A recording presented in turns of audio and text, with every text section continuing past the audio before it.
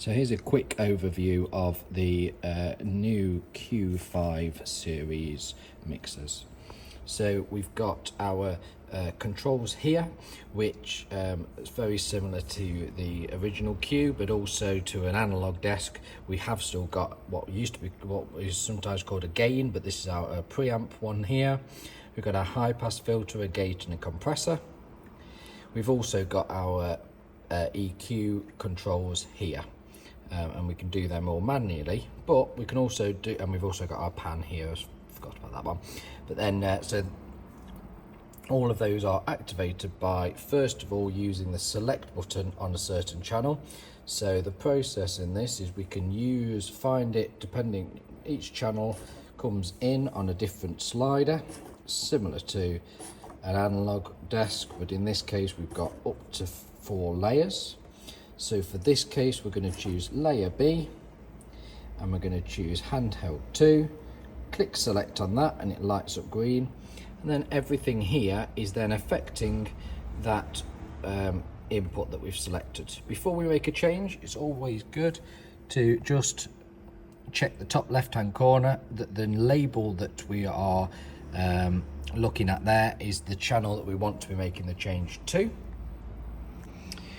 And in this case it is, so we're going to take a look. So as we go through the tabs, we've got our source tab, which gives us phantom power. So if we press and hold there, it'll give us phantom power. And then in the top left hand corner, we can adjust the gain either with the knob, or we can tap on the gain control and use the knob to the right hand side to adjust that there. And then the next one we've got is a gate, which we can use. We can put that one in either by pressing it in there, we can do that, and then we can adjust the threshold by tapping and adjusting it. We can also always at any point use the library to find a slow, fast or a drum gate there by selecting it and clicking recall. We've also here got an effects insert, which there's a separate video on how to do that for later on in the series. We've also then got our EQ, which again can be adjusted either using this section here by tapping it, and we can pull it up and pull it down, or we can use our knobs here to adjust it. So for example, if you keep an eye on that blue one there, I can use the top one to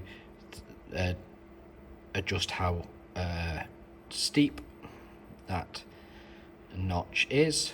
I can also move it up and down the spectrum, and I can also use the gain to adjust how deep it is, or make it a peak instead of a notch. Finally, you've got a compressor here, which either can be switched on or off using the in and out button there, and then or using the in and out in the right hand corner. And then we can again adjust the threshold for at what point the compressor kicks in, how quickly it compresses down, and the gain as well can be adjusted there as well. You also have delay, but these will all be set up as part of your installation for speech microphones, but it might be for guitars or things like that. You might need to adjust it. If you want to get started with your EQ on a new channel, then you can go to your EQ, click the library, and you can select from acoustic guitars, keyboards, vocals, male vocals, anything like that, all from here, and then click the recall button, and that will recall the EQ on that preset, which gets you going for most of the channels to start with.